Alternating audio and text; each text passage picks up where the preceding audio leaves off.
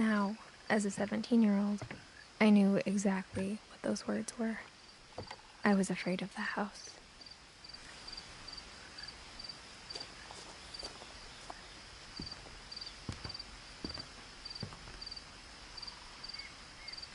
I hoped the key might unlock the front door.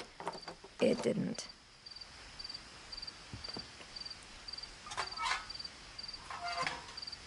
Looking in, I felt like the house itself had been waiting for me.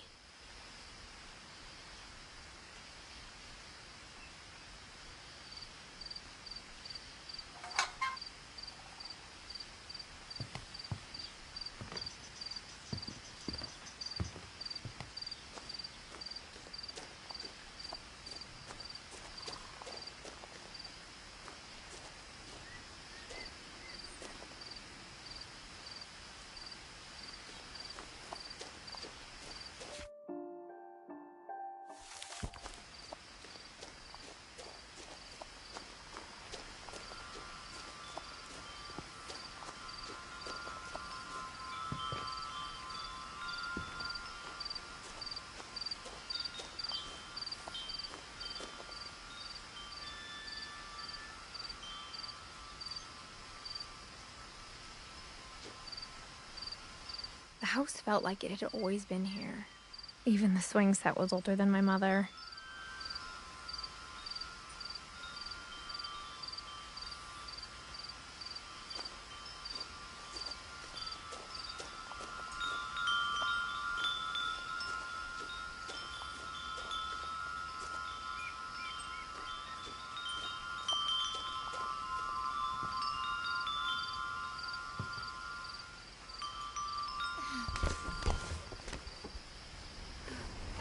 Crawling through the doggy door used to be a lot easier when I was 11.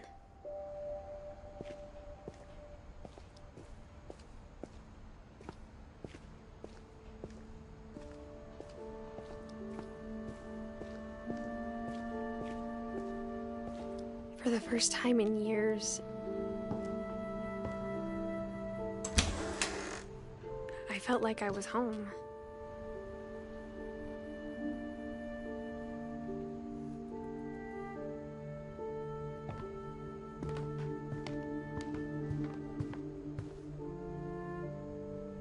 The table was still a wreck from the night we left.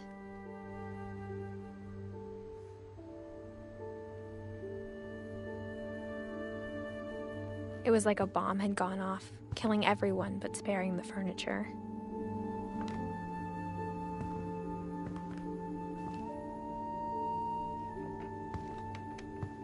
Nothing in the house looked abnormal. There was just too much of it, like a smile with too many teeth.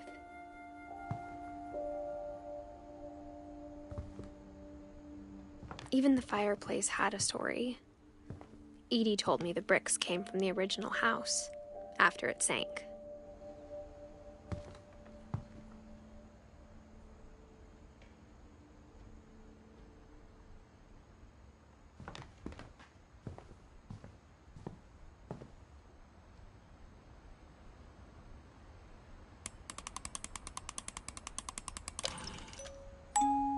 Great-Grandpa Sven built a music box for Barbara, along with the rest of the house.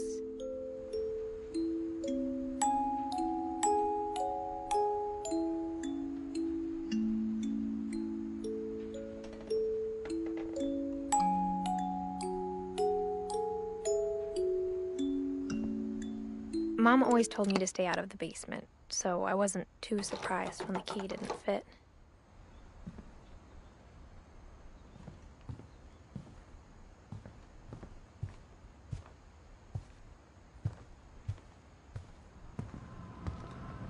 Instead of a family, there were just memories of one.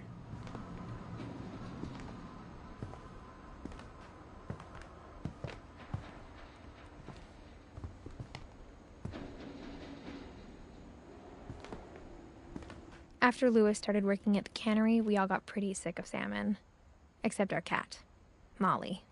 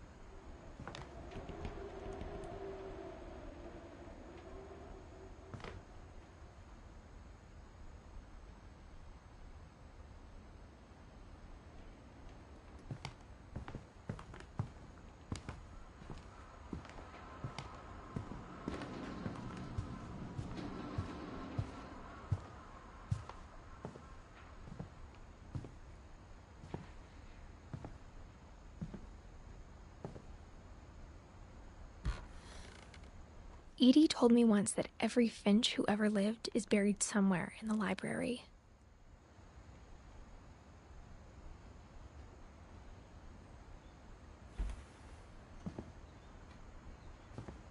A lot of things got left behind in the whirlwind of that last night.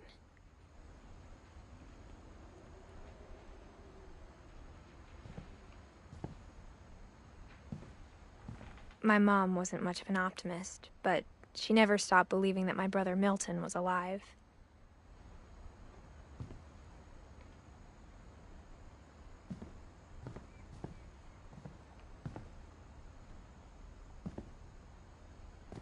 After Milton disappeared, Mom sealed up all the bedrooms. Then Edie retaliated and drilled peepholes.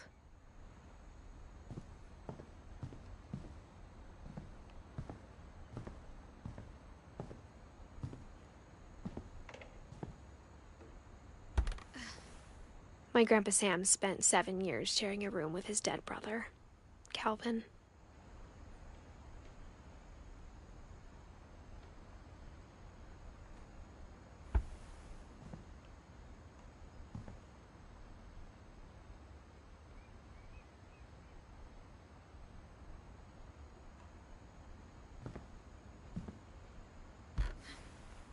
As a kid, I just assumed every house had peepholes and sealed rooms you weren't allowed inside of.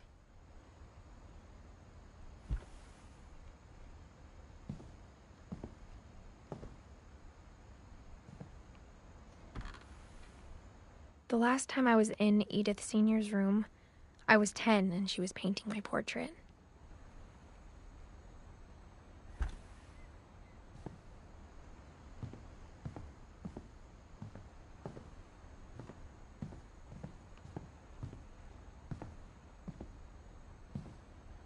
I spent a lot of time playing in Great Uncle Walter's room. I think my mom sometimes regretted not sealing it up. Lewis told me there were secret passages, but I never believed him.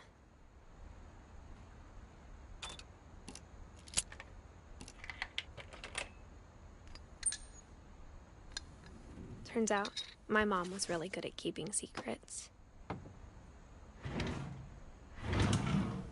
Now it was time to find out what my mom had been afraid of.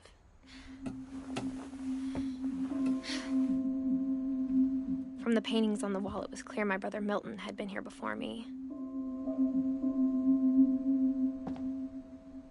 Reading this, maybe it sounds like I had a plan.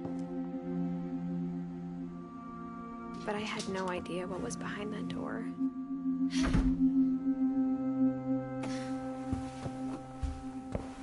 Just like I had no idea where all this was gonna lead.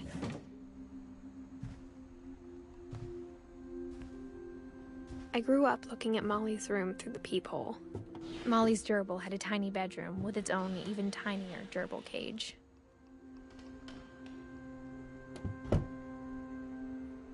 Being inside for the first time, I felt like I'd stepped behind a painting.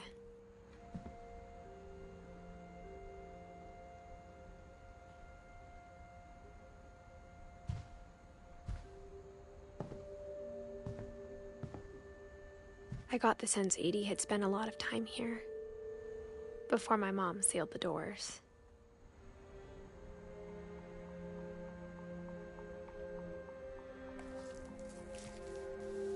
December 13th, 1947. Dear Diary, I'll be gone soon, but I wanted to tell somebody about what's gonna happen. It started when Mom sent me to bed without dinner. I woke up and I was starving, so I looked around for something to eat. The gerbil food was dry, but I didn't mind it.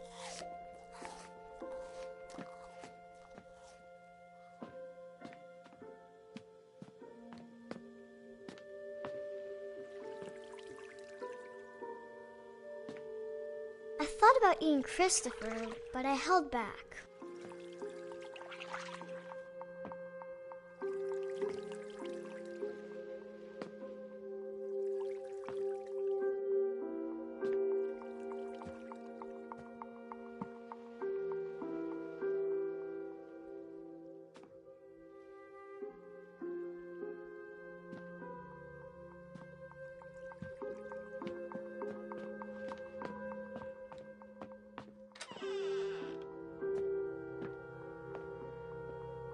I kept eating and eating.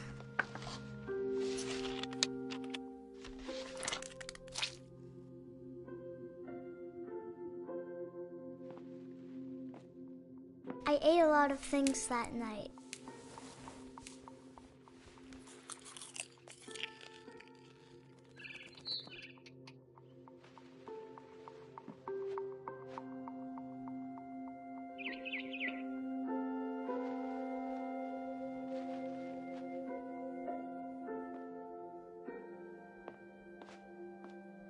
Then I heard chirping outside my window.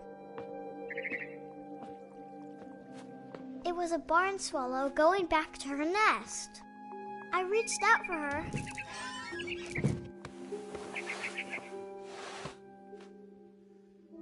And suddenly,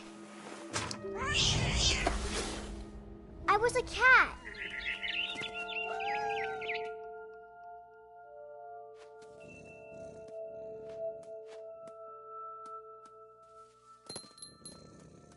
I tried to be quiet, but the bird was really scared.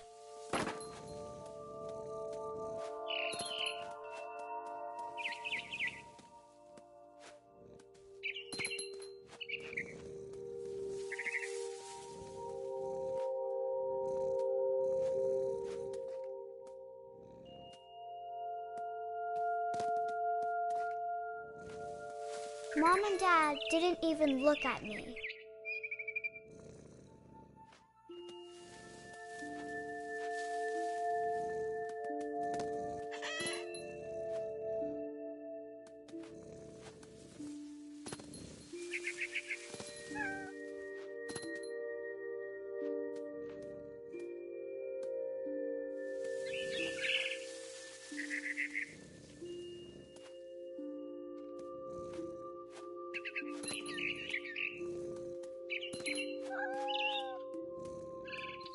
I jumped and I almost got her.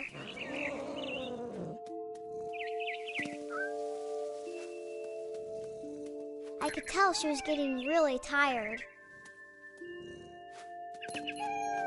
Now I was up in the big tree.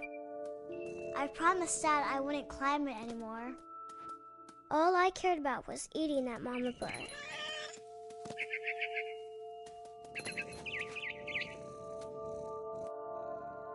I gobbled her up. And suddenly, I was an owl. First, all I heard was the wind. Then I heard little teeth nibbling in the grass.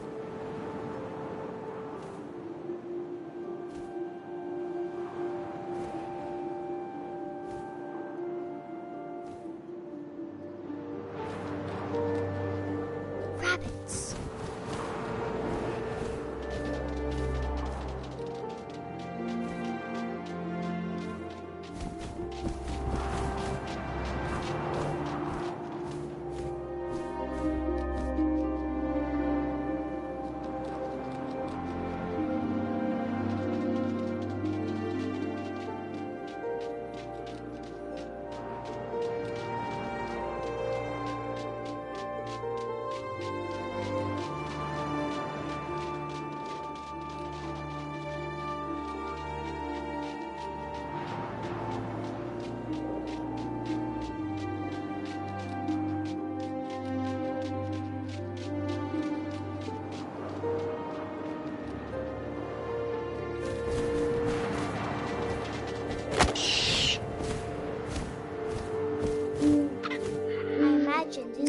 Looking up and seeing mine through my talons.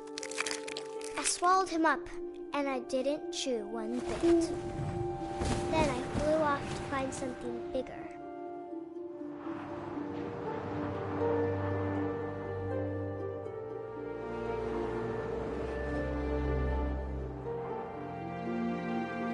A mama rabbit.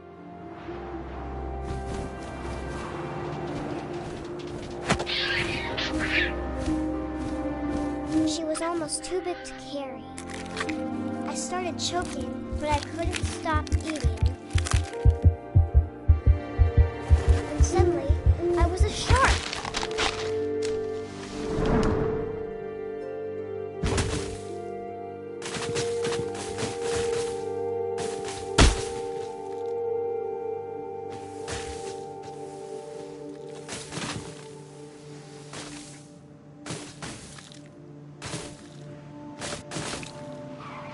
rolled off a cliff and into the ocean.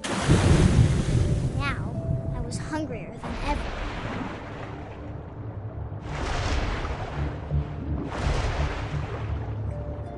I wanted fat, juicy seeds.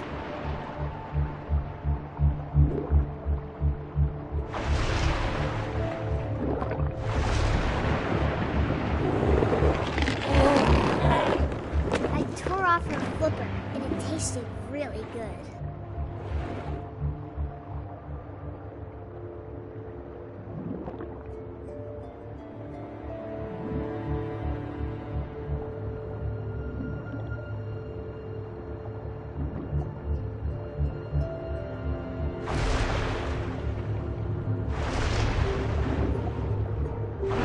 Grabbed on tight, but I was so hungry, I jumped out of the water. When I opened my eyes, everything had changed.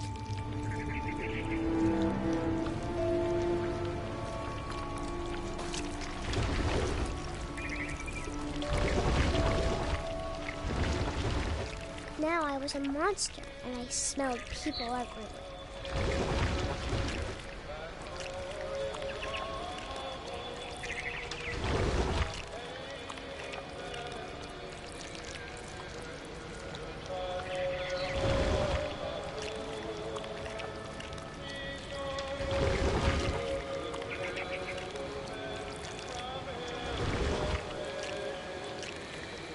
I was big, but I moved real quiet.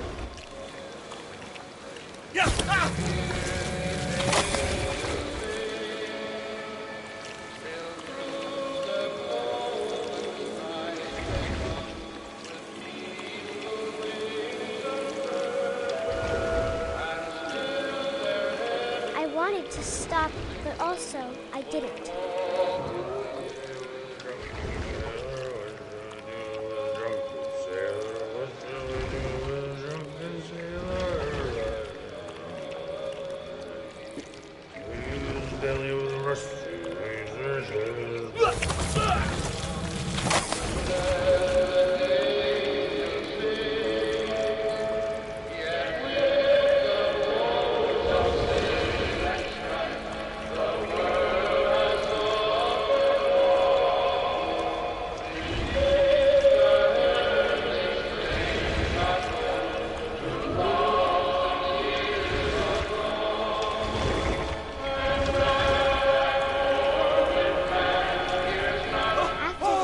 Passenger, I was still hungry. And across the water, I smelled something new. Something I had to have, so I swam towards it.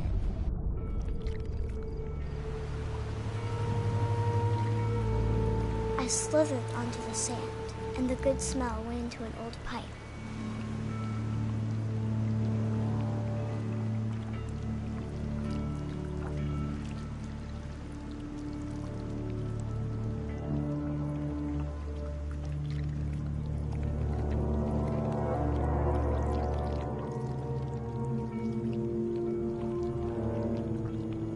I got closer and closer.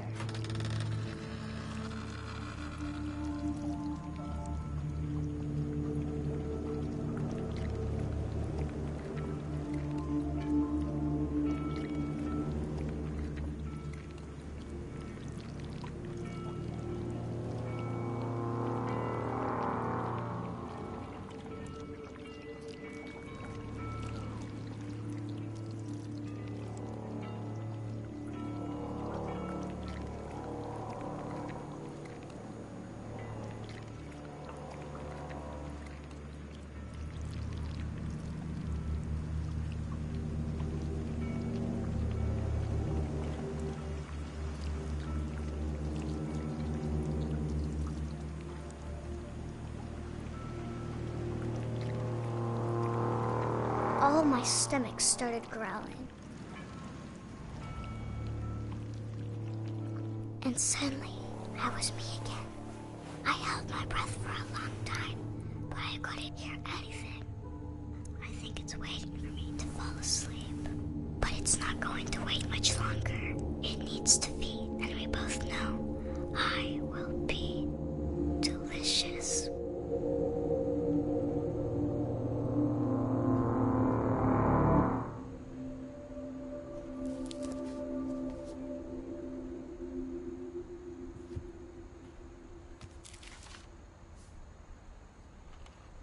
not sure if I believed all of that, but I'm sure Edie would have.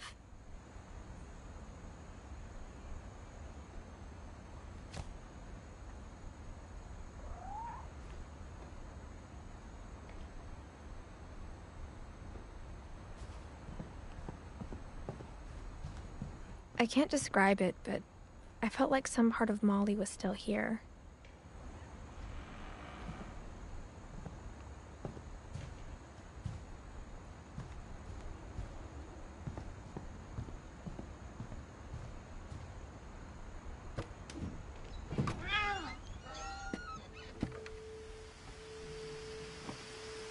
This will be obvious later, but my mom never told me any of these stories.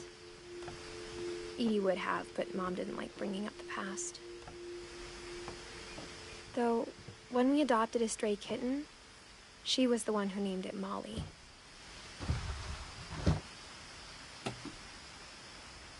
I spent a lot of time in Great-Grandma Edie's room.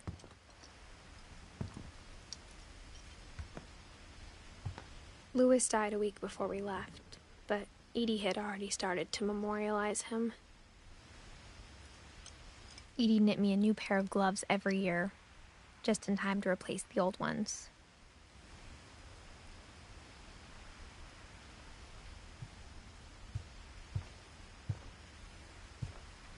Edie gave a big interview about a mole man living under the Finch house. My mom was furious.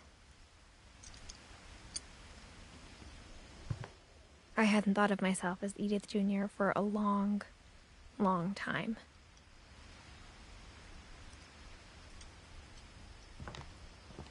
One summer, they evacuated the island, but Edie refused to go. For a few weeks, she was a celebrity.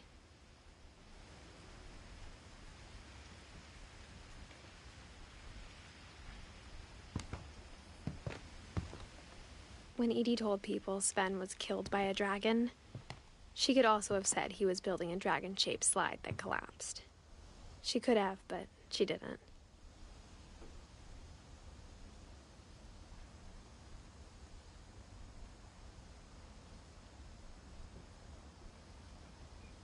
Even in her 90s, sometimes Edie seemed a lot younger than my mother.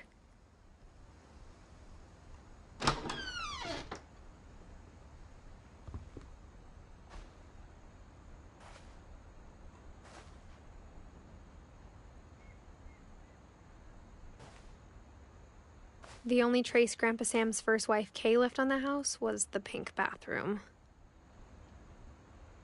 It was a pretty big trace.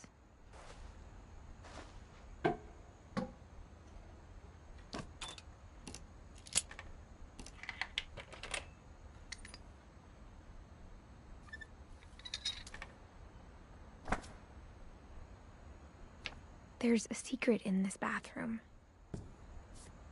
It's in the last place you would look.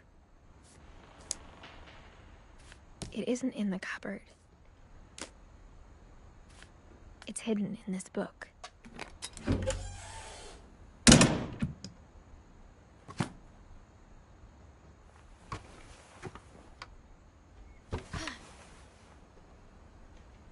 Sven gave Sam an old camera he'd refurbished. He never put it down.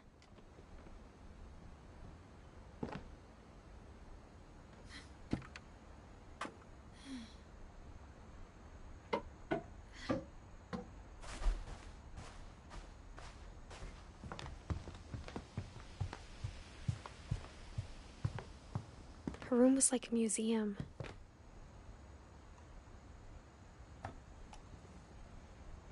For 500 years, the Finches have been famous throughout Norway for their fortune and misfortune.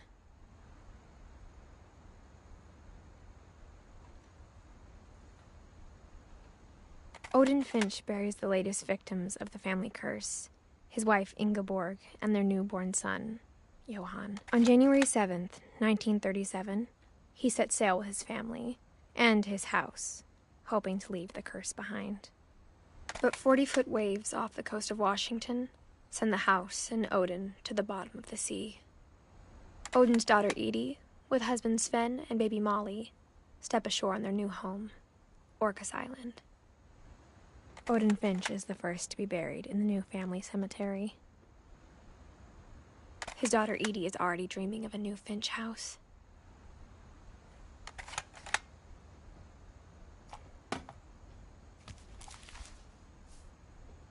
Whatever's wrong with this family, it goes back a long ways.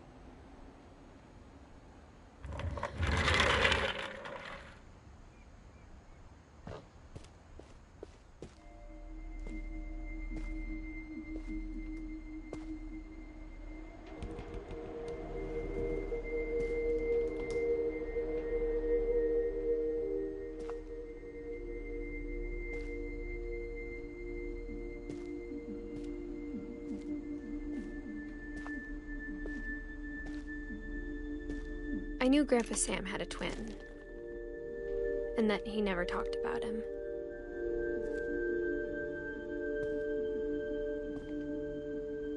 I guess my grandpa didn't like history any more than my mom did.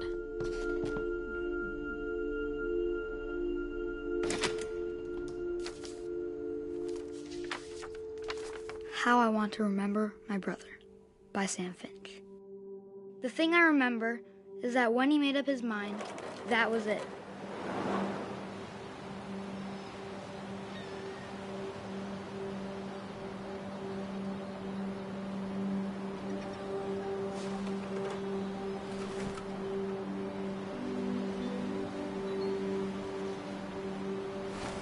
My brother said he'd die before he ate another mushroom, and he did.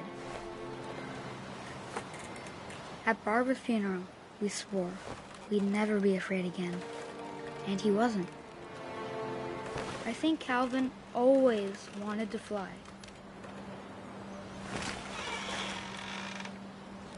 Sam! Calvin! Dinner's ready! Coming! But that day, he finally made up his mind to do it. I told him going around was impossible. Maybe if I hadn't said that.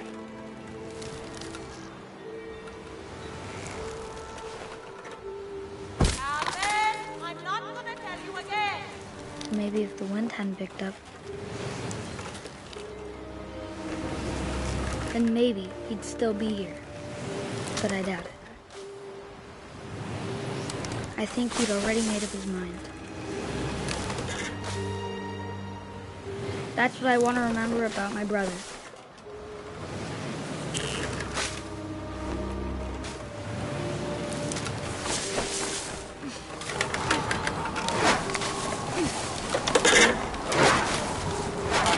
The day he made up his mind to fly. And he did.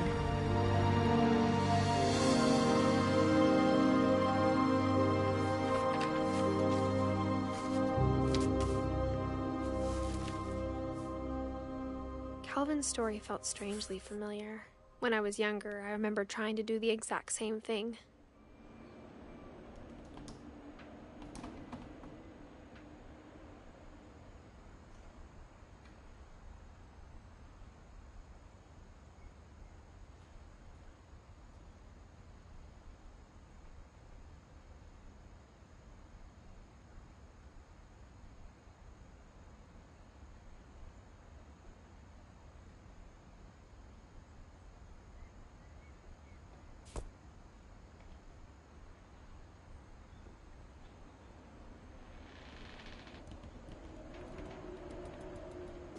After the funeral, Edie roped off Calvin's half of the room.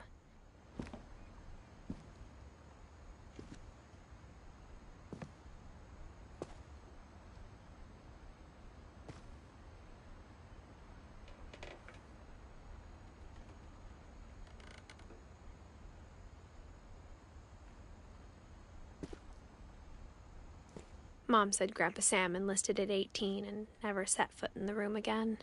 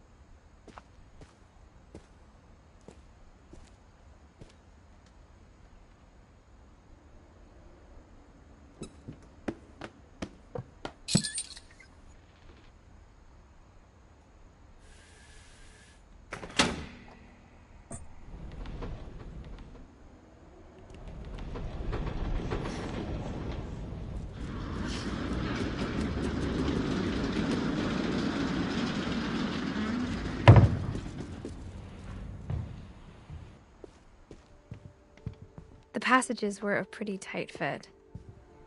They'd obviously been built for smaller hands and bellies.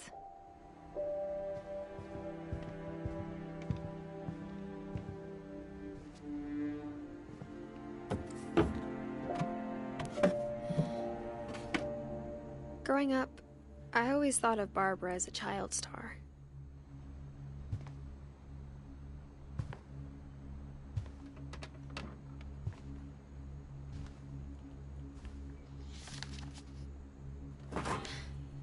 Of all the stories people wrote about Barbara's death, I'm surprised Edie saved this one.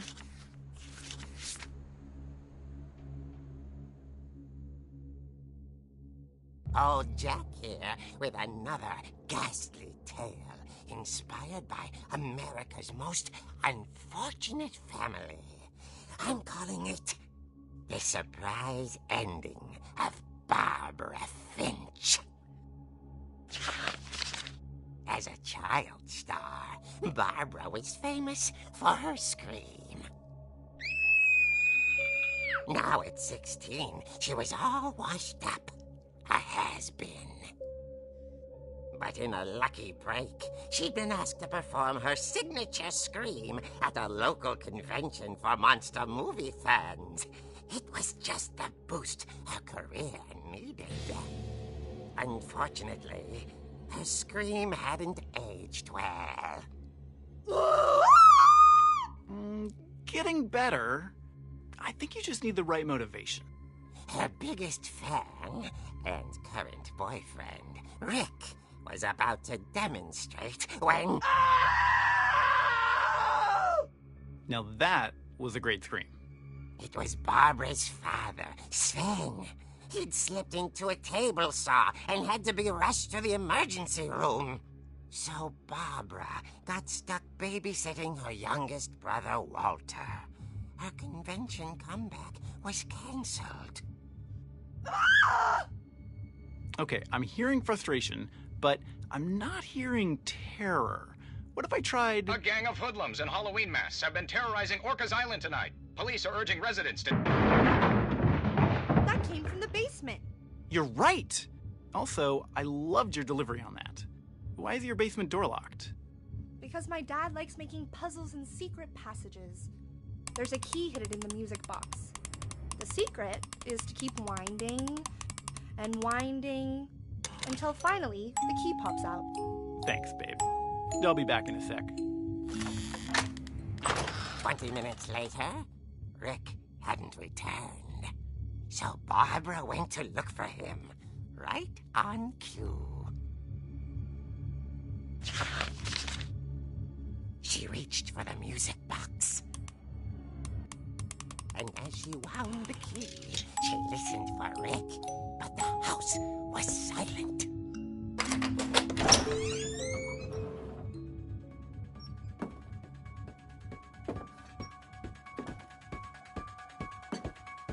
She found Rick's crutch and imagined the worst.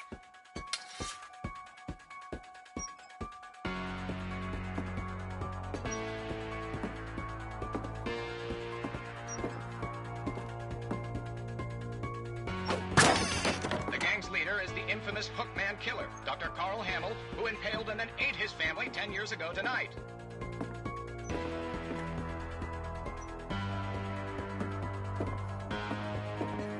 The old Finch rattled and grew still.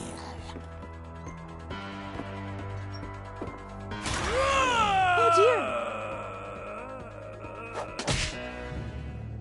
Oh! Rick? Barb, relax. I was just trying to scare you to help you find your scream. Well, I'm not scared, Rick. I'm furious. Then act furious. All I'm getting from you now is that you're hurt and confused and you're... She threw him out, but she kept a little something to remember him by. Barb, have you seen my other crutch? And she was still holding it when she fell asleep watching the late picture show. Hours later... Barbara! Walter, what's going on up there? Ah! Okay, I'm coming up, but if this is a trick, you're dead, Walter.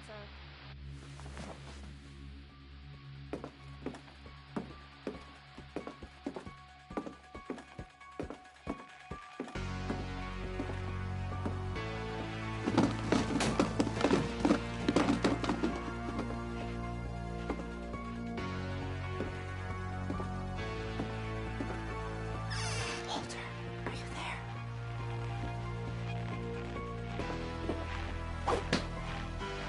Walter had vanished, but his bedside radio was still on. Orcas Island police describe the man as 6 feet tall, with a steel hook for a hand.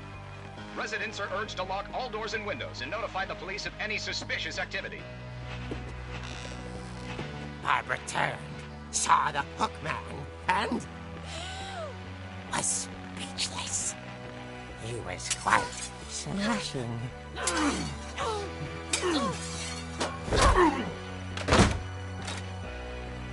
And the only was, he couldn't get enough of Barbara. Okay, Barbara, there's gotta be another way out of here.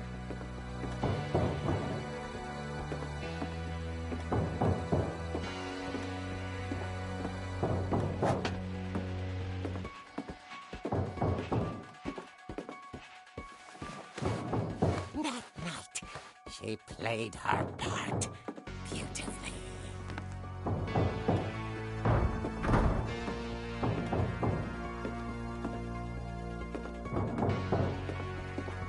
Molly's door hadn't been opened in years. The hinges groaned.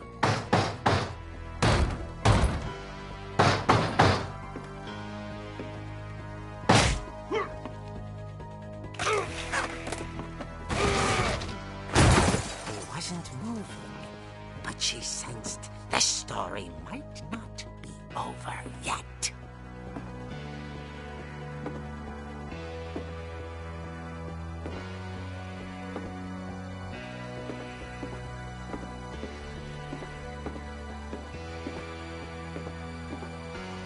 The hookman had vanished. She listened for his breathing, but all she heard was...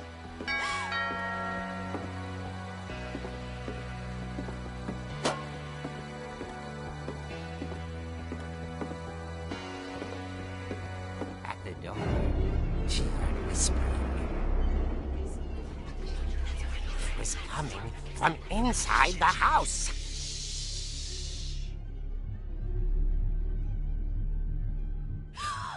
Oh dear.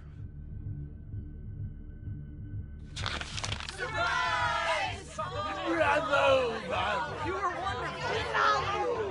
monsters had come to surprise her. For Barbara, it was a dream come true. Then she saw what kind of monsters they were, and she realized what was about to happen. She was going to be famous. And with her final breath, Barbara Finch gave the performance of her life.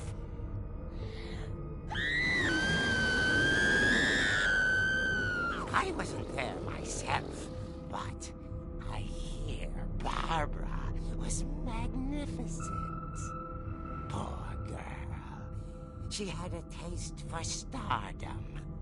But unfortunately, so did her fans. Of course, the police blamed it all on poor Rick, who disappeared the same night. And little Walter? Hiding under his bed the whole time. He took it all pretty hard, but that's another story. As for Barbara, tucked inside the music box is all they ever found of her. Her ear. Now that's what I call a real eerie tale.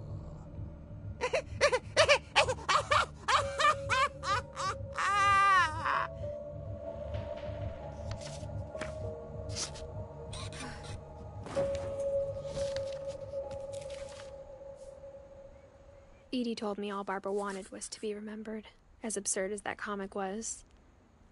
Maybe what Edie saw was a happy ending.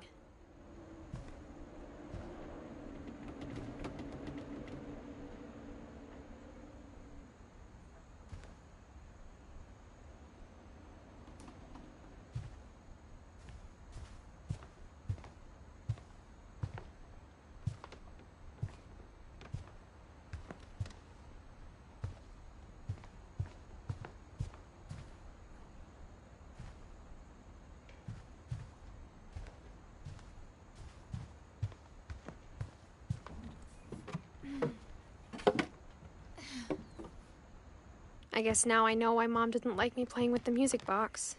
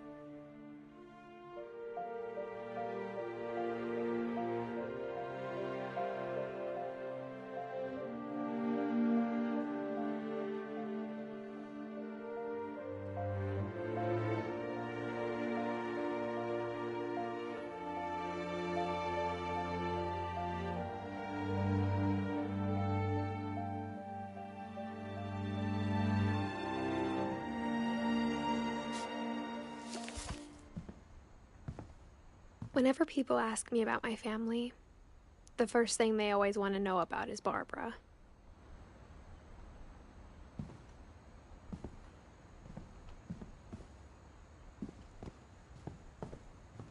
It's funny. All those times I played with the music box and never found the basement key.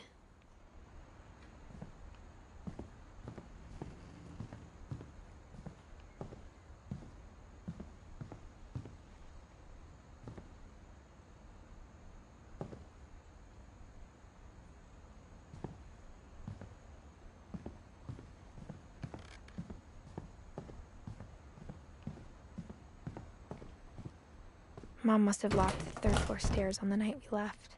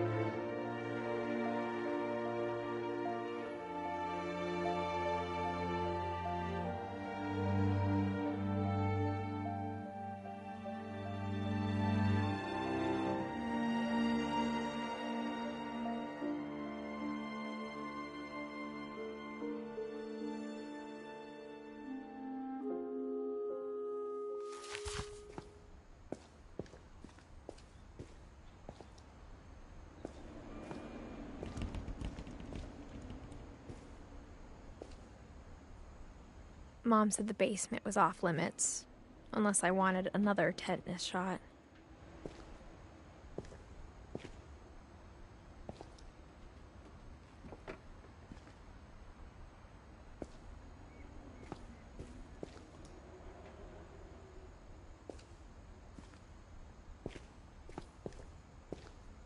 I saw Edie sneak down to the basement once, carrying packages.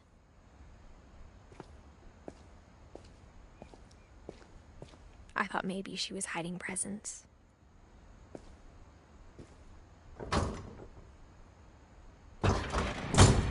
It turned out she was hiding a lot more than that.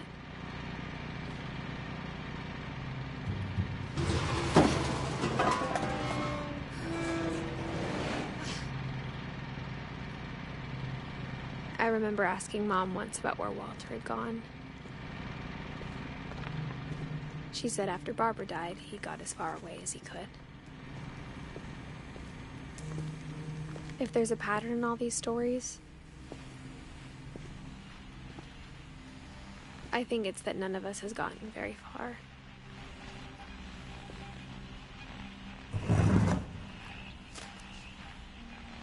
Goodbye, everyone. I can't believe I've been down here for 30 years. On that first day, after the shaking started, I didn't think I'd survive a week.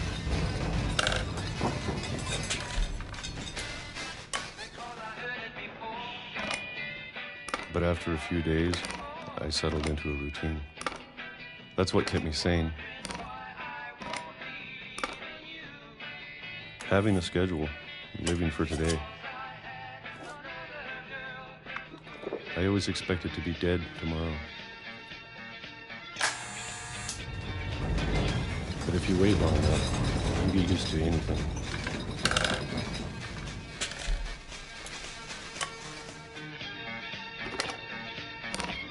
Even a monster on the other side of the door starts to feel normal. Almost friendly.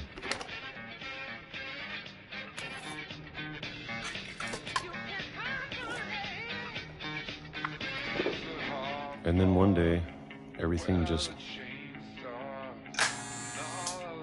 stopped. Whatever that thing was, it was gone. Maybe it got tired of waiting.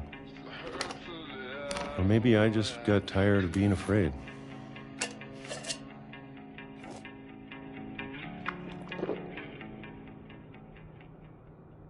It's been a week now, the longest in 30 years. I'm done waiting. I have to leave while I still can.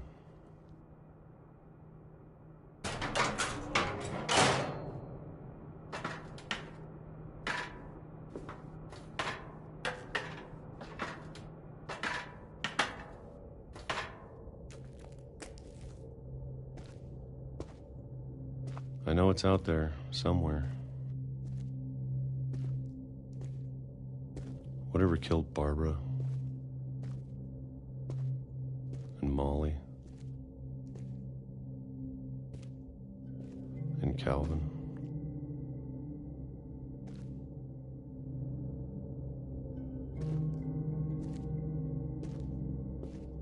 Maybe this is all a mistake. But I need to stop living the same day, even if it kills me.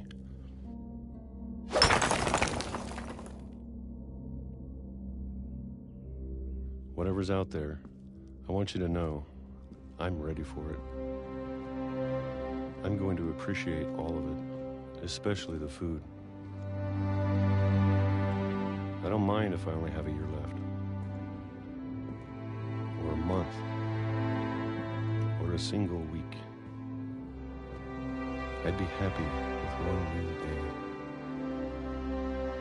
I can already imagine the sun on my face.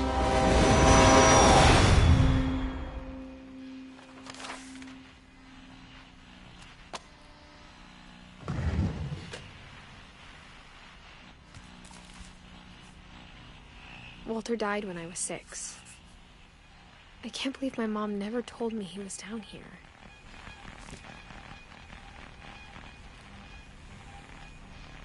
I'm sure my mom was trying to protect me.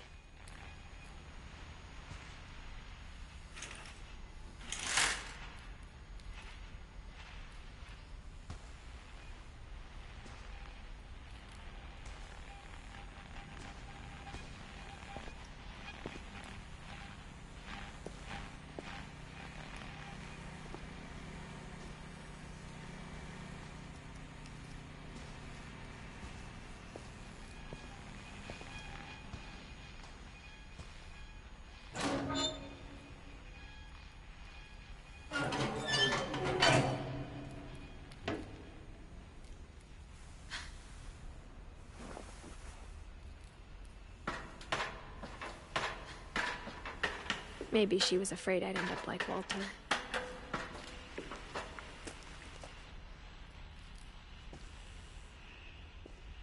But if she never told me about an uncle under the house, I can only imagine what else she was hiding. I don't want to make the same mistakes she made.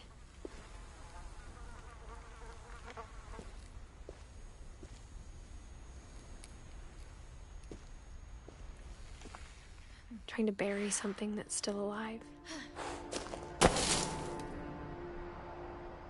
Now that there's only one of us left, or maybe two,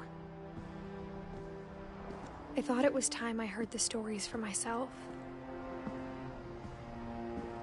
and found out what happened to everyone else. But now I'm worried the stories themselves might be the problem. Maybe we believed so much in a family curse, we made it real.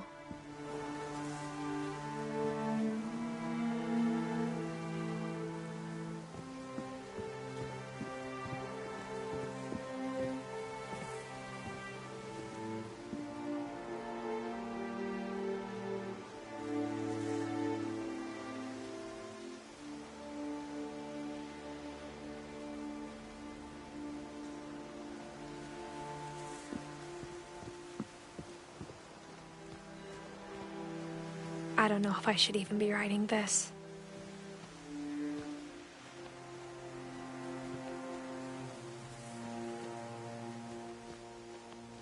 Maybe it'd be better if all this just died with me.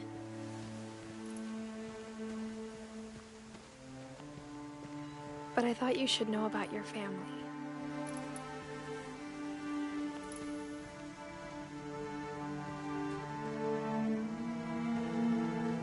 And the history you're a part of.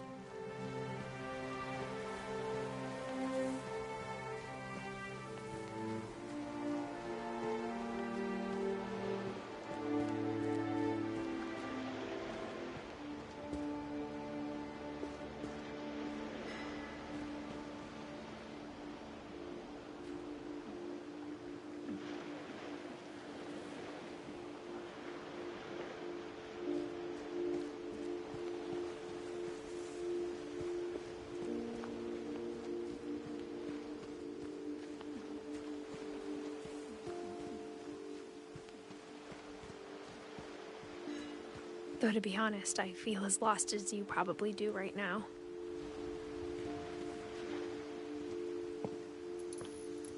I think the people in these stories believed them, for what that's worth.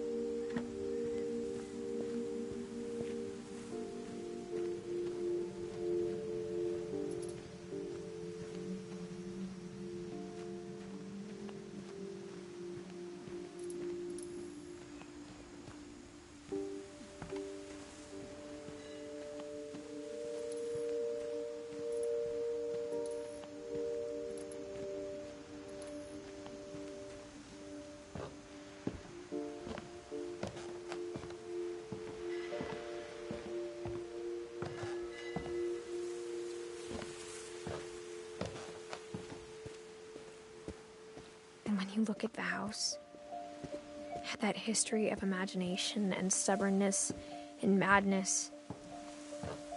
Any of it seems possible.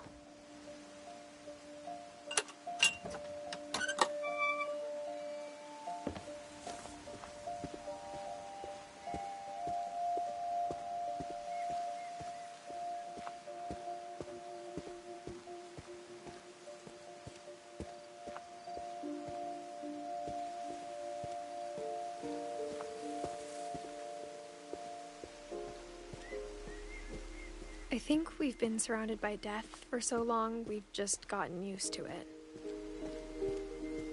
What kind of family finishes building a cemetery before starting the house?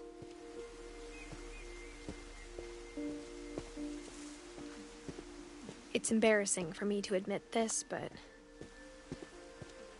the pet cemetery made me more uncomfortable than the human one.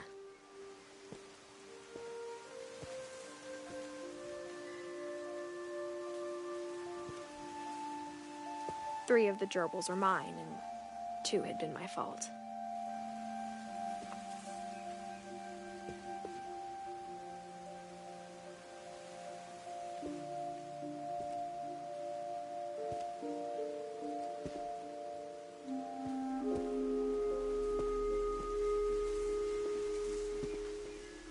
Sven built the house, but it was Edie who designed the cemetery.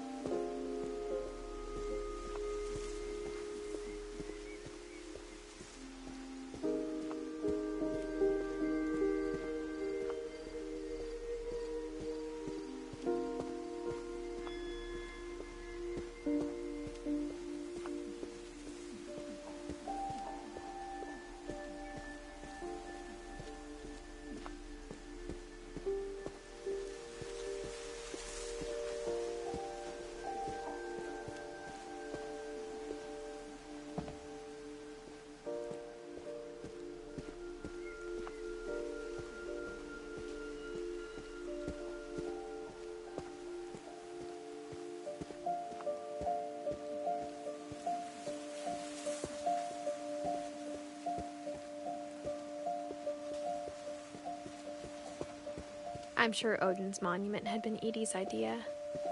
My mom was always trying to move on, but for Edie, the past never went away.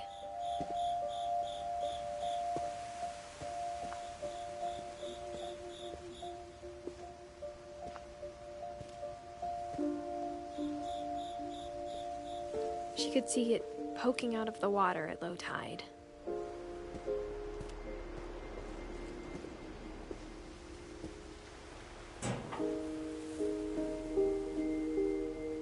Edie said she dreamed about the old house every night.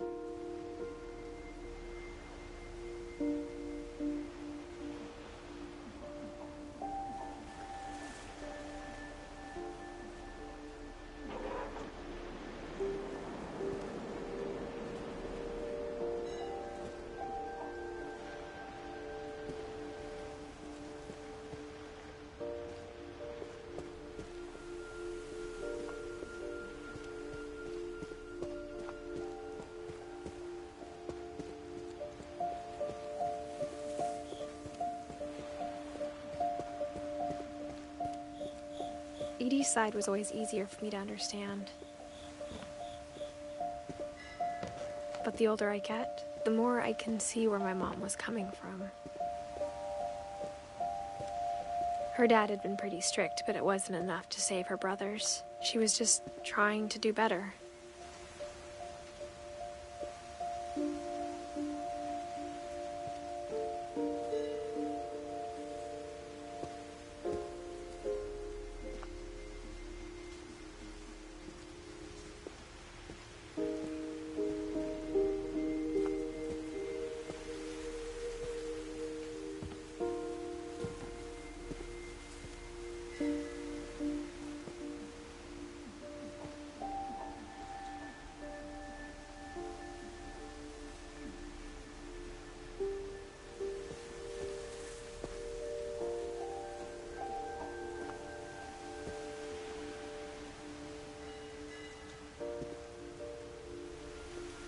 She lost 2 of her brothers, just like I did. I get why she tried so hard to protect us. We never found Milton's body, so my mom insisted we were putting up a monument, not a tombstone.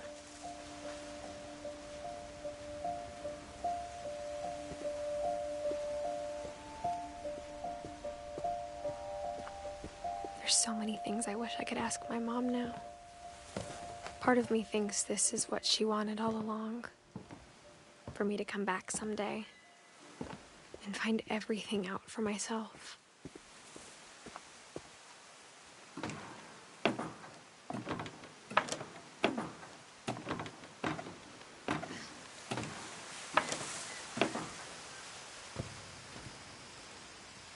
But looking back on it now,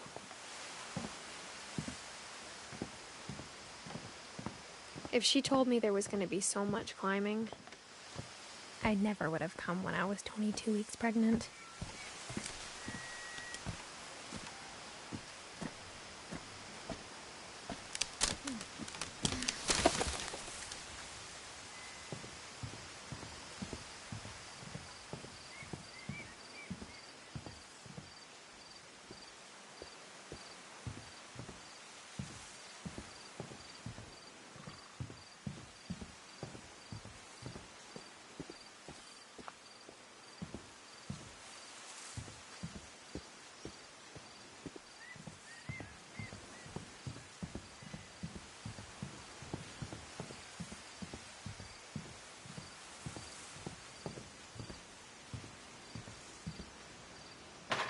I never met Grandpa Sam, but I think he and my mom had a lot in common.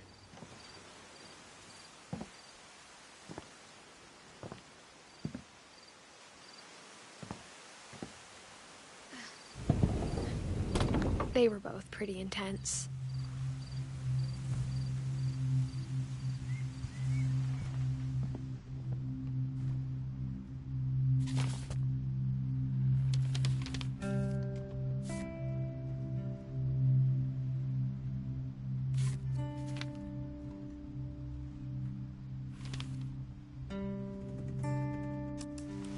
Dawn, I promise, you'll never forget this weekend.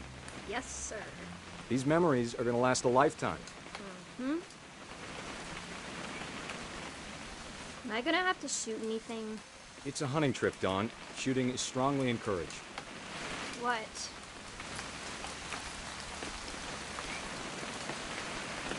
It's too early, Dad. Perfect. It's gonna rain the whole weekend, isn't it?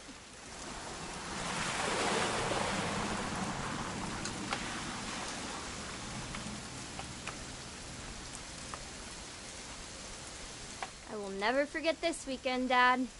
That's the spirit.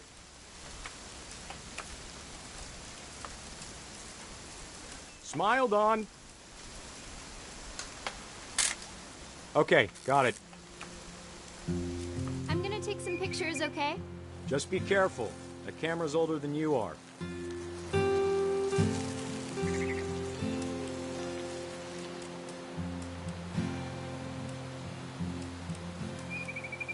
You're right, Dad. It's starting to clear up.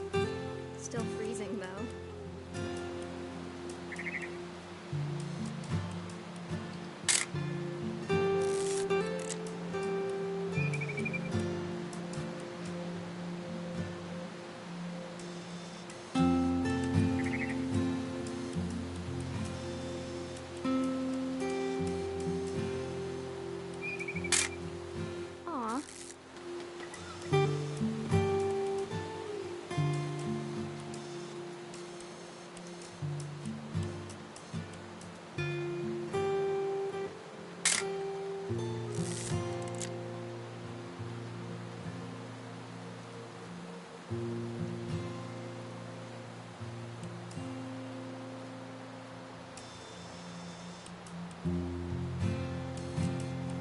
Definitely should not have drunk all that coffee. Hold still on. Hey! That's a keeper. I'm just saying, I'm not always gonna be here, Don. You'll need to remember this stuff, if you want to survive. I'll be fine, Dad. You know who else thought he was gonna be fine? Some guy who died. Don, I'm being serious. I know, Dad. You're always serious. Doesn't being out here make you want to chill out? Well, to tell you the truth, I haven't been out here in 20 years. Don, don't you think you could find something more interesting to photograph? Last time I was with my brother Calvin. Man, that was a great trip. Your grandpa Sven taught us how to fish, how to build a fire. We found an old logging trail. There were deer everywhere. Dad! Good eyes, Don.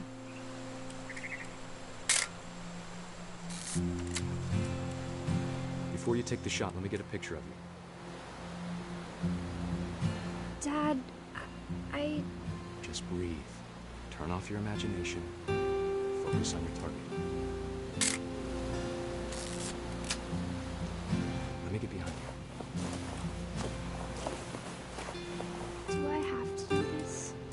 Don, you don't have to do anything. But if you want to survive, you'll need to be strong. Great shot, Don!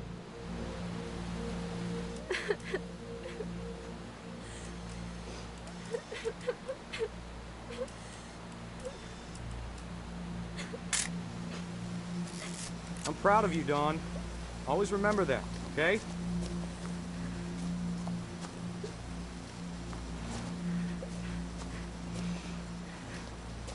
Dad, it's twitching. I think That's it's totally some- normal, Don. Just focus on the camera. Try not to think about— Dad!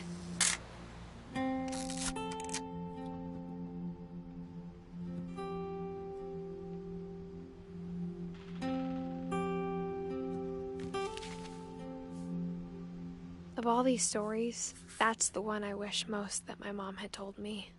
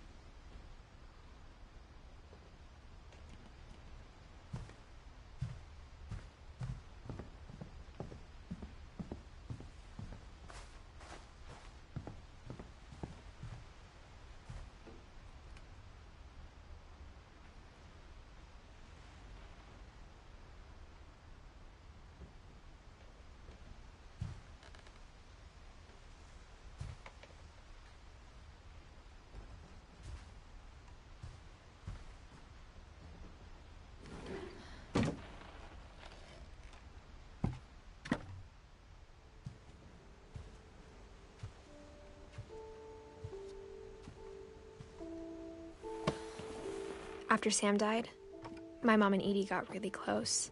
They'd both lost a lot.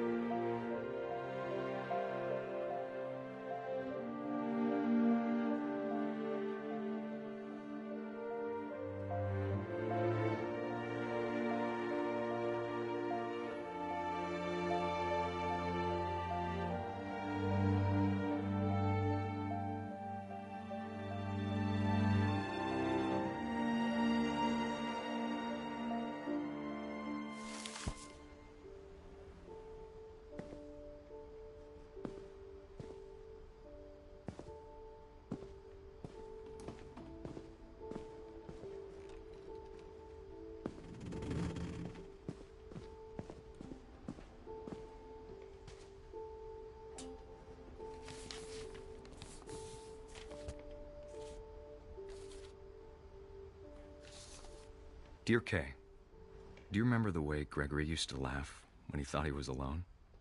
Like something funny was happening, but only he could see it.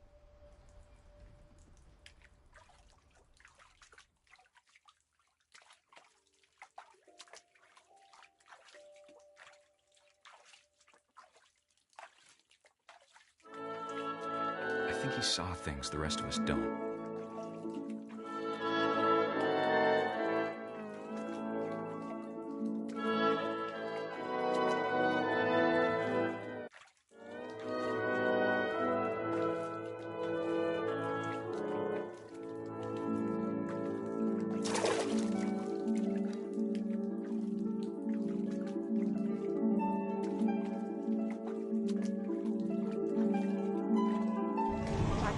Gregory, it's time to... Hold on, sweetie. Hello? Sam, I told you I don't want to talk right now. I wonder what he saw.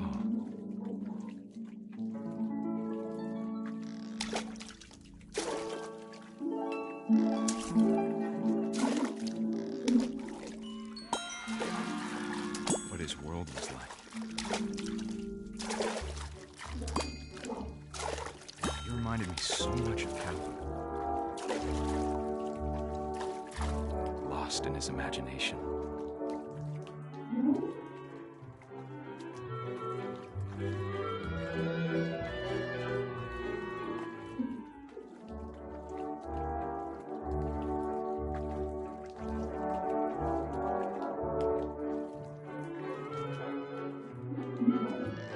Whatever it was he saw.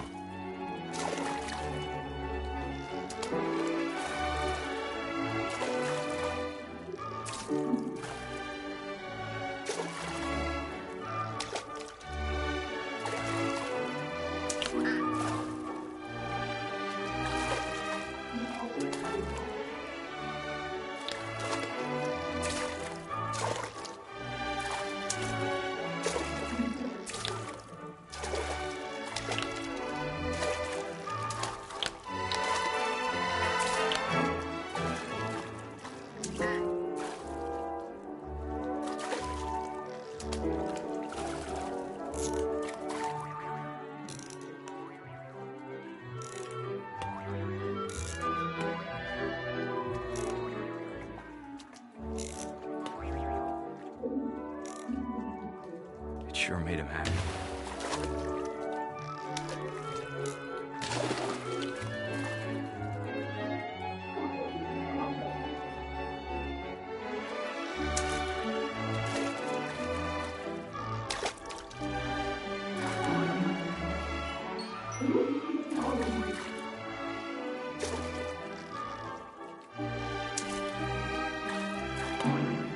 I know how silly it sounds.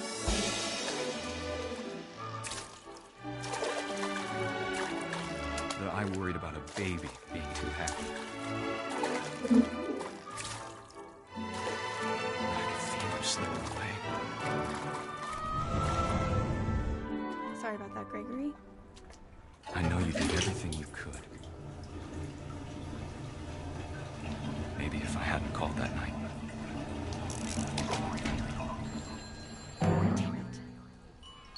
I wish he could have told us about the world he saw.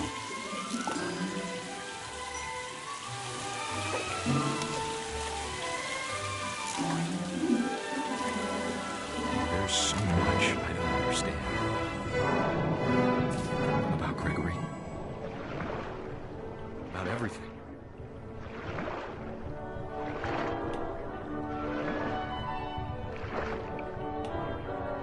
But I know what happened wasn't your fault.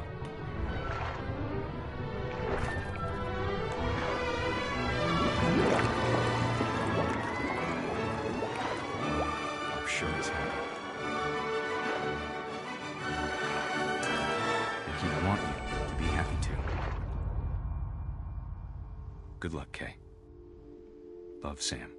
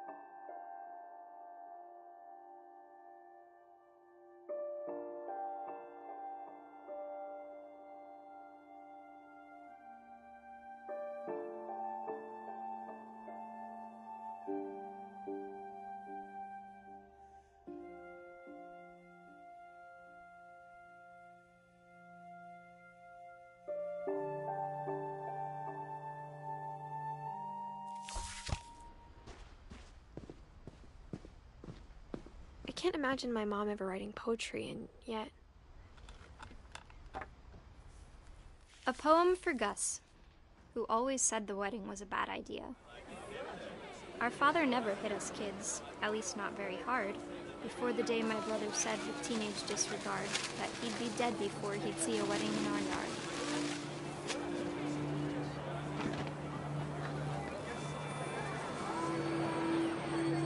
My father made him come, of course, but Gus stood far apart, just flew his kite and bottled up the storm inside his heart.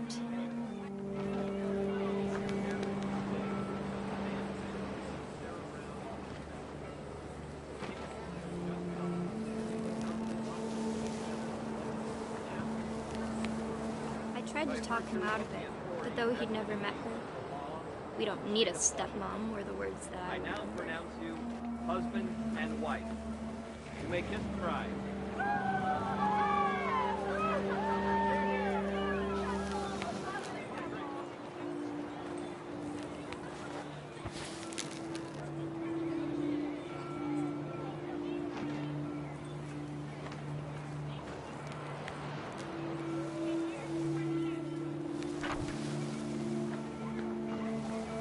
When the time for photos came, Dad ordered him to come here.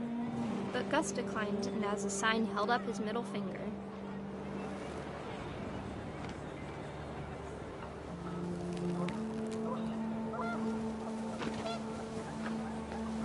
The wind picked up, and panicked geese appeared and quickly went. But all the humans did that day was go inside the tent.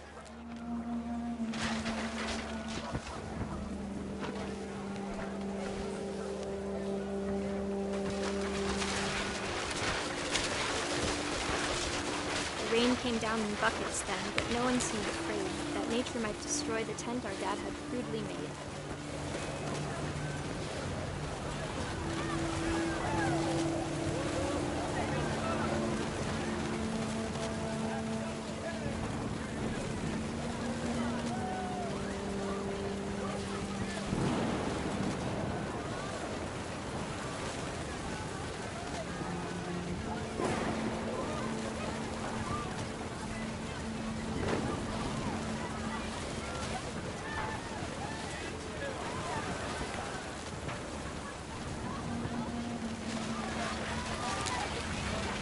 Thunder sounded much too close and full of angry power. But all my father said to this was, "Make the music louder."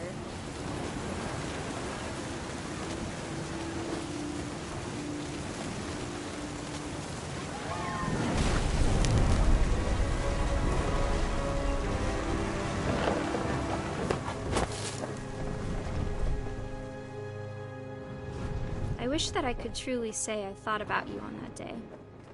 Out there on the beach alone, just you, the wind, the sea, and foam. But I didn't, until we found you.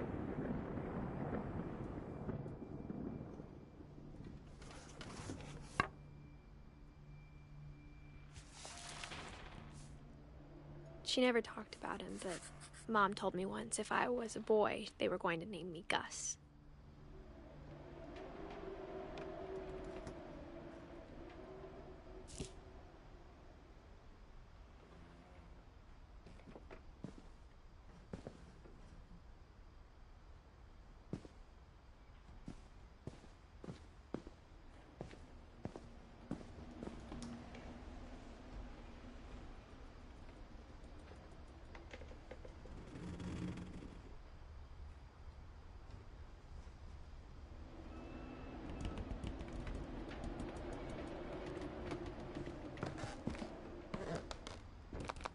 My mom moved up to the loft after her brothers died.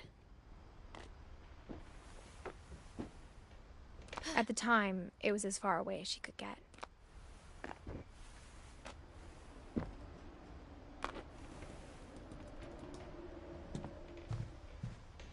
She spent a summer building houses in Calcutta, where she met my dad, Sanjay.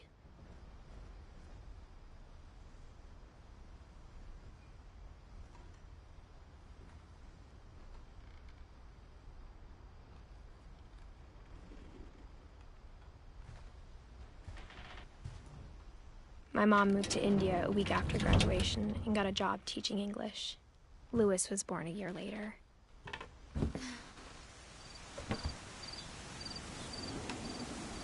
When my dad died, I don't think Mom knew where else to go. I'm sure Edie was happy to have her back.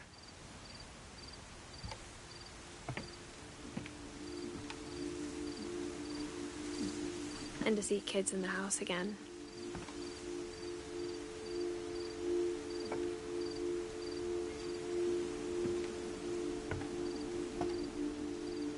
The house had to get a little bigger, but Edie was used to that.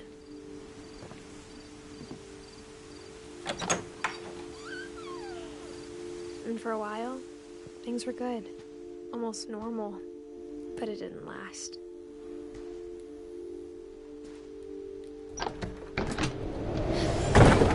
The beginning of the end was Milton's 10th birthday, when Edie gave him a castle.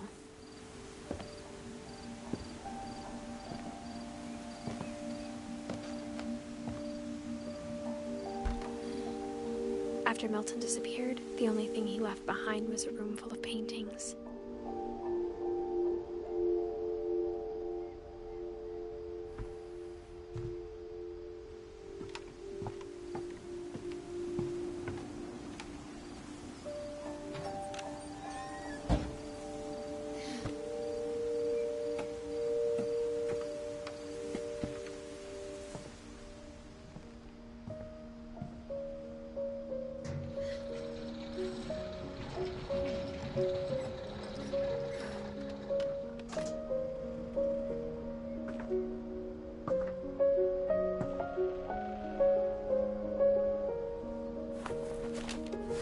Milton Finch in The Magic Paintbrush.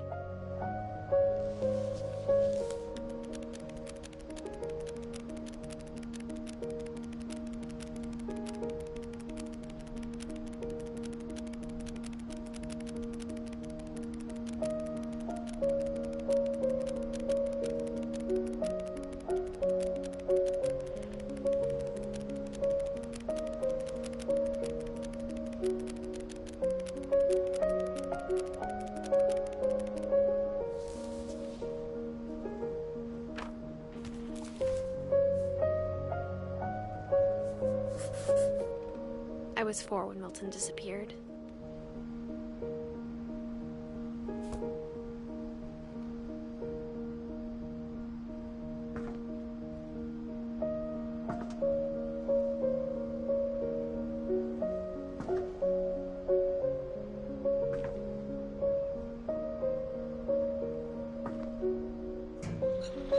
Mom spent months searching for my brother. Then she sealed the doors.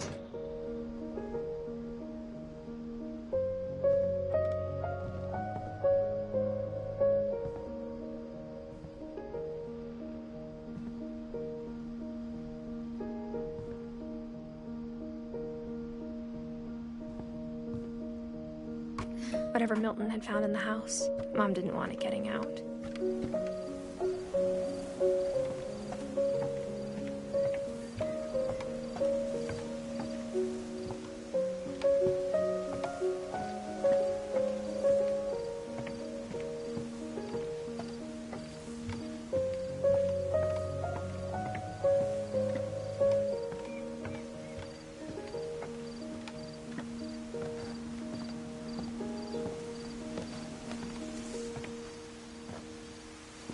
Mom definitely blamed Edie, but I think Louis blamed himself.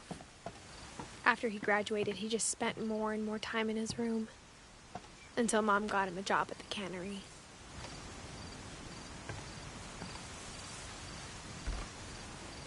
Everyone always told me to stay out of Louis's room, except Louis.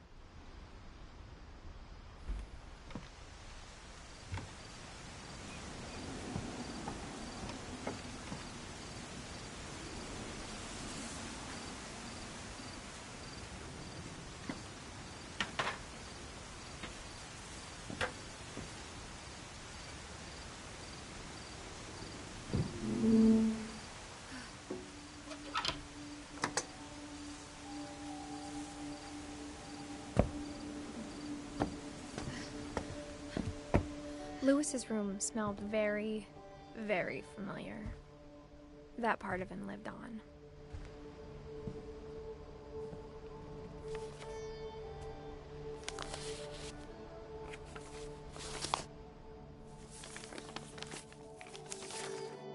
Dear Mrs. Finch, as Lewis's psychiatrist, I can understand your desire for an explanation. As I see it, the trouble began in January, shortly after we convinced your son to seek treatment for substance abuse. Newly sober, I believe Lewis first noticed the monotony of his daily life.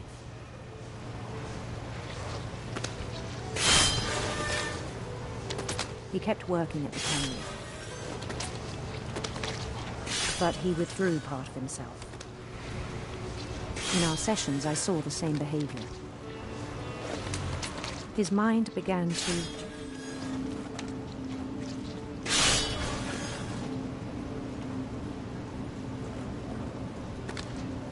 wander. I asked him to describe it. He said he started small.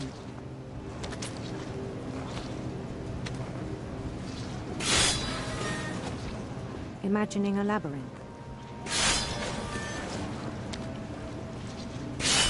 He'd feel his way about.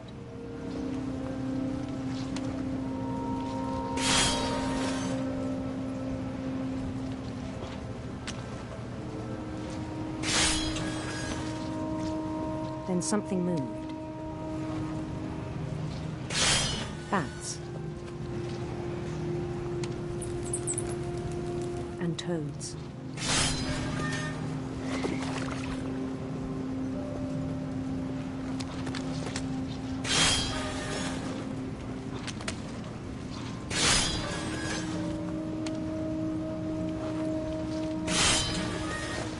And things that have not names.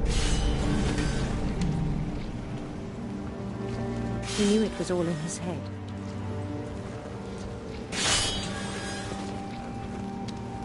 But he took it very seriously. I had hoped he'd find himself.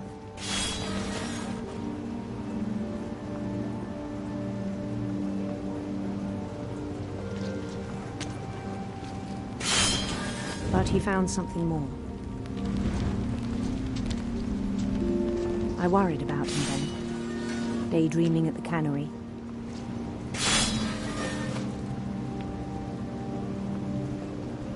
I spoke with his boss, but he said Lewis had become a model employee. Methodical, tireless, focused. Like a whole new Lewis. So I let him go on.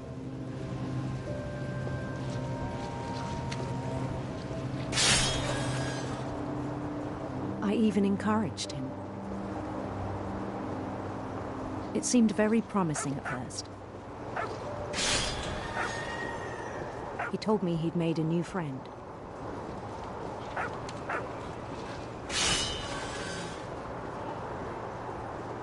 On the edge of a city he named Lewis Topia.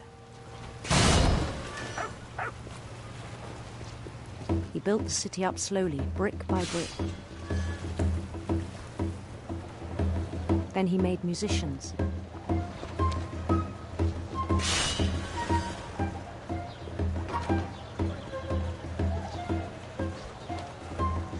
And songs for them to play. He talked about starting a band. And he was always humming something. Every day his imagination grew stronger.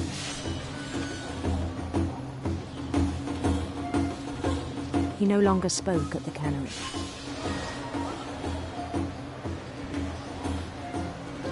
But his chopping was as reliable as ever. Then one day it struck him that all the cheering crowds, even the stones under his feet, were all in his imagination. So he could do whatever he wished.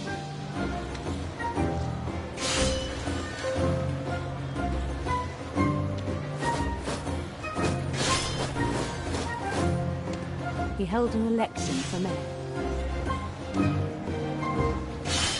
And he won. They begged him to stay, but his mind was already wandering. It became a game for him.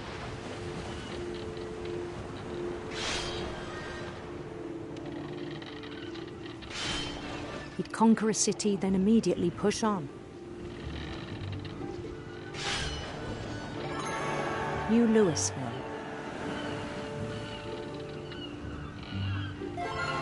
St. Louis.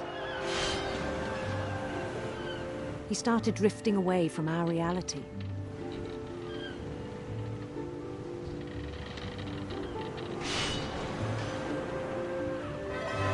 Minneapolis. Until one day he forgot to go home from the cannery. Even as his mother pleaded with him, part of Louis kept sailing on.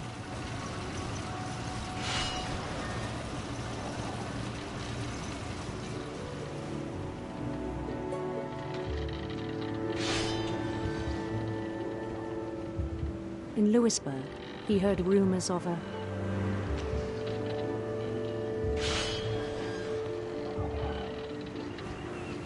handsome queen.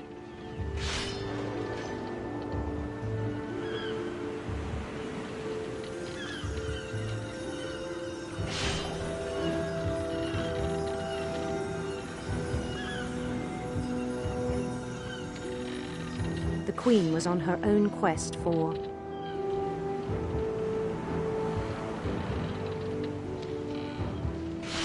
sinister serpents.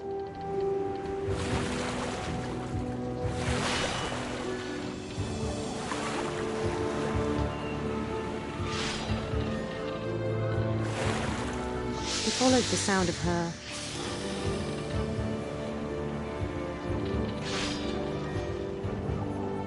silver harp.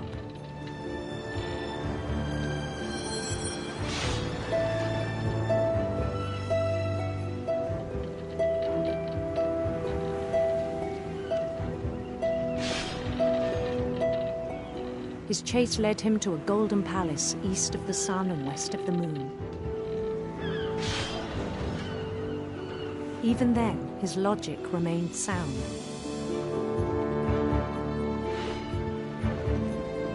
He knew the world was all in his imagination.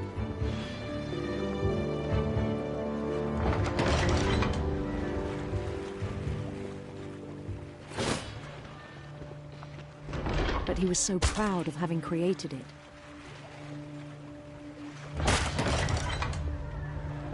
In his own eyes, he'd become something greater than a king.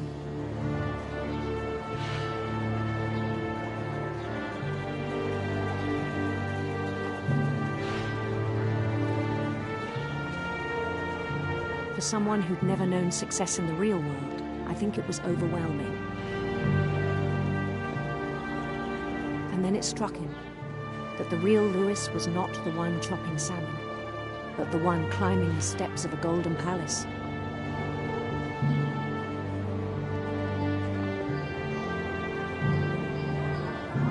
My imagination is as real as my body, he told me. It was hard to argue with him.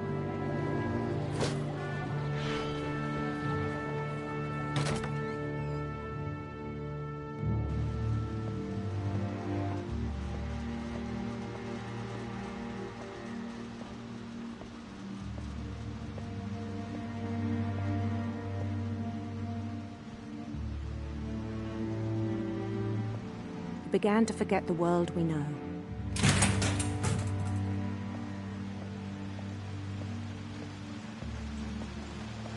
I think it pained him to remember Louis, the cannery worker.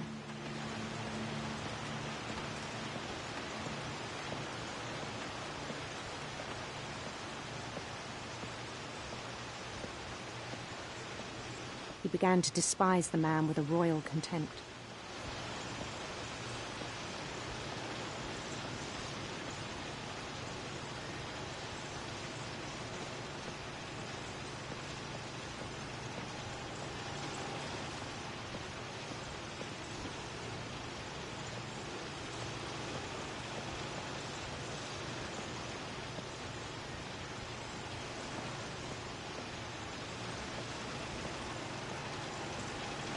I still thought I could save him.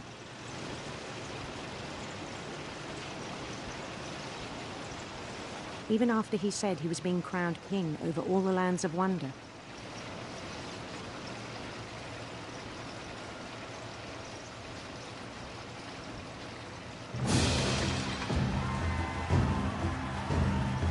The palace would be packed with his companions.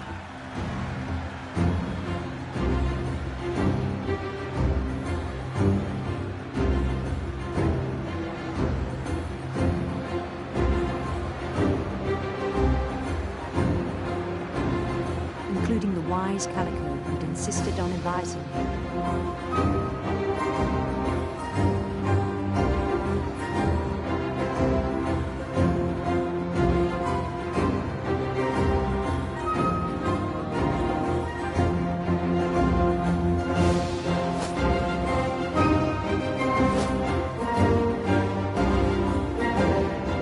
His queen waited, holding his crown.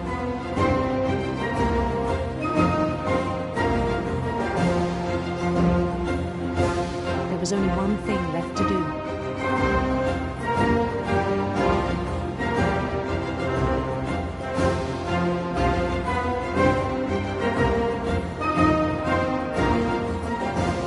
Bend down his head.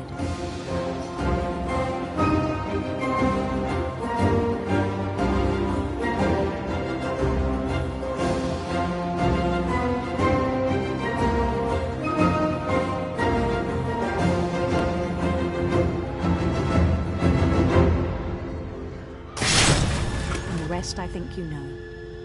Mrs. Finch, your son was a kind man who will be missed by all of us who knew him.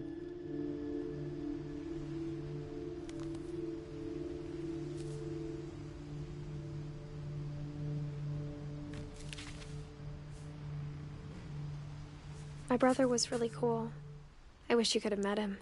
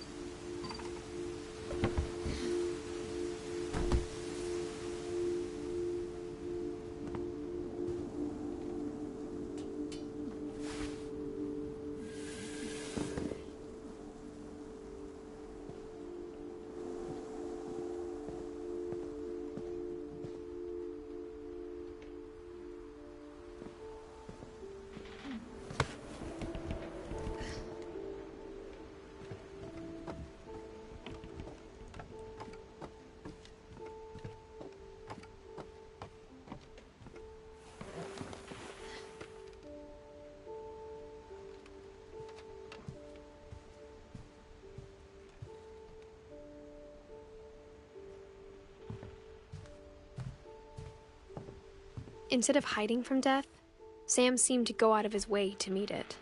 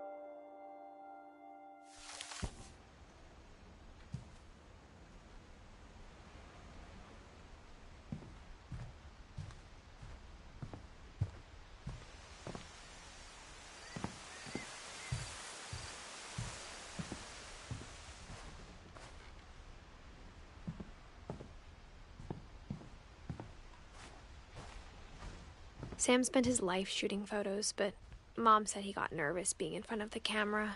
I guess we're all afraid of something.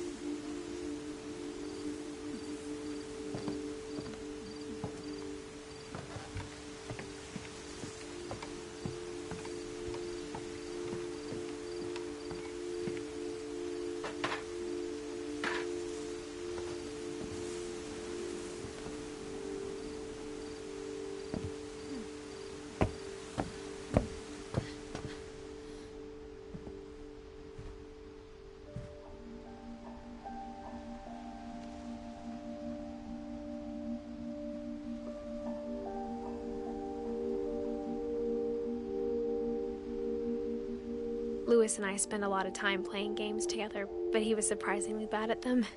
He died a lot.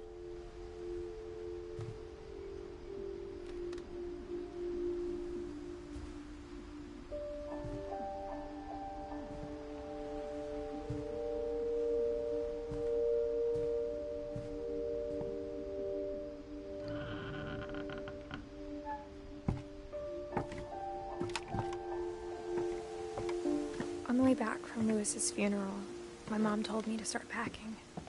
She waited until the day before we left to tell Edie. I'm not sure if she wanted to make it easier or harder.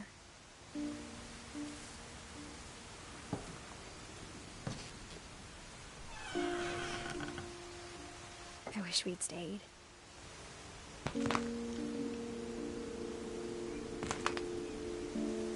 But I understand why we left.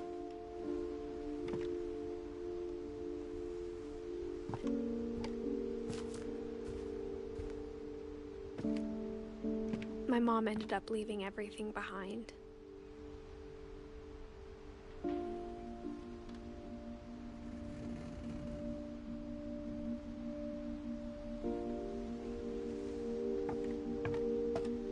What happened that night had been coming for a long time. Maybe it should have come sooner.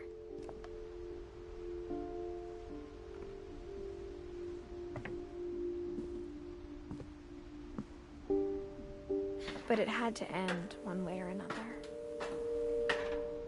All that's left now is to tell you about that last night.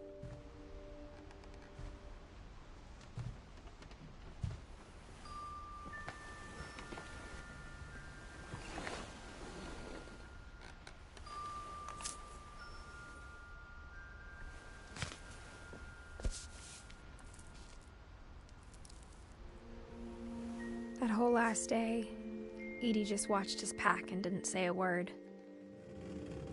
Until supper, when she raised her glass and said, "To our final night together, and all our final nights apart." Grandma, you know what I said about alcohol. Some of your medications are very Edith, specific. I left a present for you in the hallway. Why don't you go open it? The grown-ups have to argue now. I'm sorry, you're right. We're all leaving tomorrow. Let's just enjoy our last... I'm not leaving. Edith, you're excused.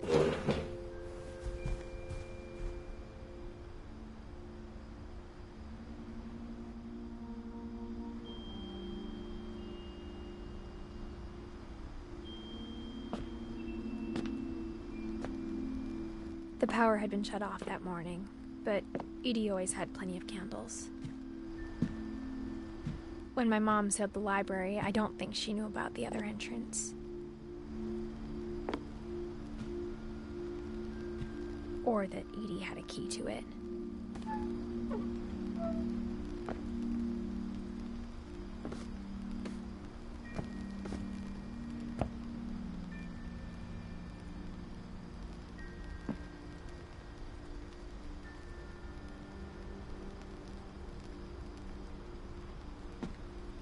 The thing you're afraid of isn't going to end when you leave the house.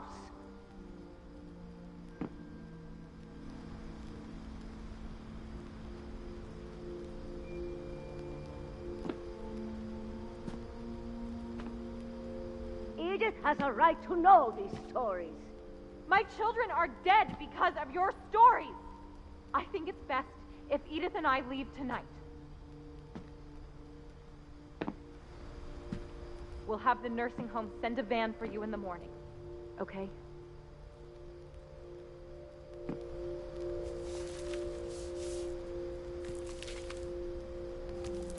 Dear Edith, there's so many stories I wish I could tell you, but there's only time for one. This is about what happened on the night you were born. That night, the tide went way, way out. It was the first and last time I ever saw the old house aground. There'd been an earthquake out in the middle of the ocean. They called it the lowest tide in 1,000 years. God, it smelled awful. You know, I've seen that house every day of my life.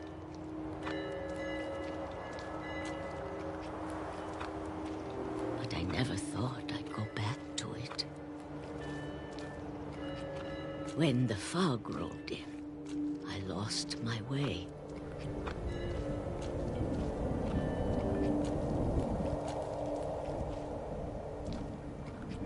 I got turned around.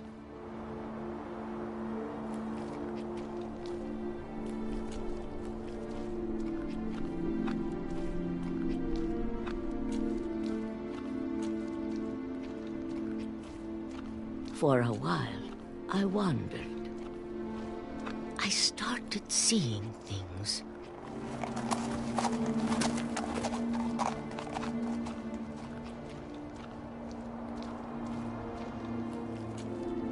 Things I'd forgotten had ever existed.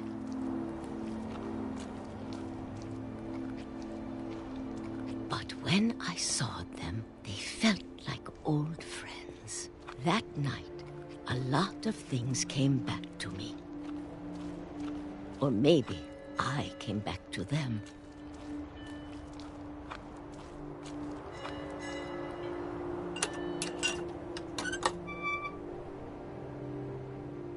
Things I can't explain, but that I need you to try and... Edith, what are you doing in here? It's mine. Edith! Mom, you're gonna rip it! Let go! I kicked and screamed, but Mom dragged me to the car. I never saw Great-Grandma Edie again. The next morning, the van came to pick her up, but she was already gone.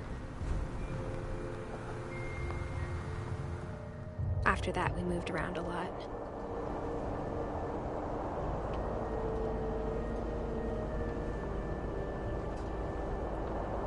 We both tried to make the best of it.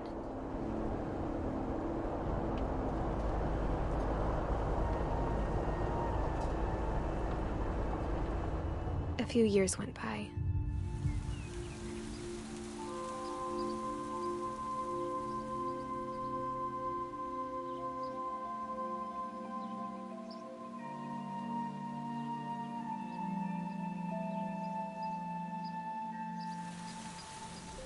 My mom didn't like to talk about it. But she started getting sick a lot. The rest happened pretty quickly.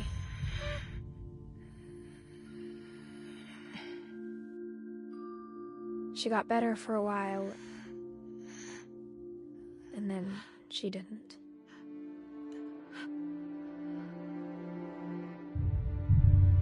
And then I was alone.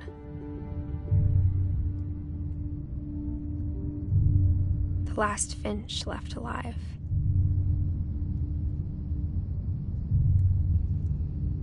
Until I found out about you. I'm still not sure what to tell you about all this. If we lived forever, maybe we'd have time to understand things. But as it is, I think the best we can do is try to open our eyes. And appreciate how strange and brief all of this is. This journal was supposed to be for you. But now I hope you'll never see it. I just want to meet you and tell you all these stories myself. But I guess if you're reading this now, things didn't work out that way.